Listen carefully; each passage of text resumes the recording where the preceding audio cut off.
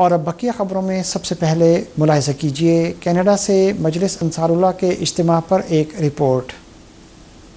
مجلس انصار اللہ کینیڈا کا 26واں سالانہ اجتماع 16، 17 اور 18 ستمبر کو حدیقۃ الاحمد بریڈفورڈ میں منعقد ہوا۔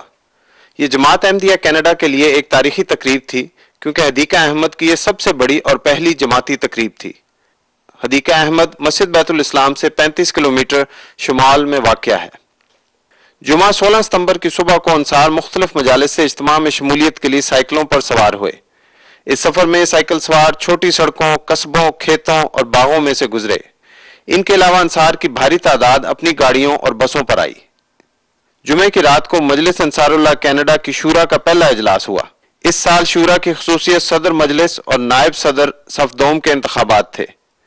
اجلاس میں 75 مجالس کے نمائندگان نے شرکت کی، جبکہ اجلاس کی صدارت مشنری انچارج مولانا مبارک نذیر صاحب نے فرمائی۔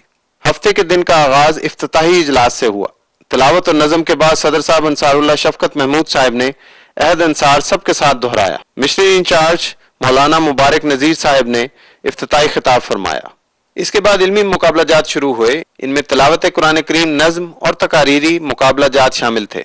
اس کے علاوہ پیغام رسانی، مشاہدہ معائنہ اور معلومات عامہ کے مقابلہ جات بھی ہوئے۔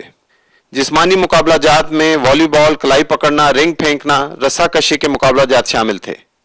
اتوار کا دن اجتماع کا آخری دن تھا۔ حدیقۃ الاحمد کی پہلی تقریب کی خوشی میں مجلس انصار اللہ کے 900 سے زائد افراد نے اپنے آپ کو محبت سب کے لیے، نفرت کسی کے لیے نہیں کے لیے قطاروں میں کھڑا کیا۔ آخری اجلاس کھانے اور نماز ظہر کے بعد شروع ہوا۔ امیر صاحب کینیڈا لال خان ملک صاحب نے جیتنے والوں میں انعامات تقسیم کیے اور اختتامی خطاب فرمایا۔ 3 دن کی رجسٹرڈ حاضری 980 انصار تھی، جبکہ محتاط اندازے کے مطابق 1000 سے زائد انصار نے اجتماع میں شرکت کی۔ MTA انٹرنیشنل جماعت نیوز، مسجد بیت الاسلام، ٹورانٹو، کینیڈا۔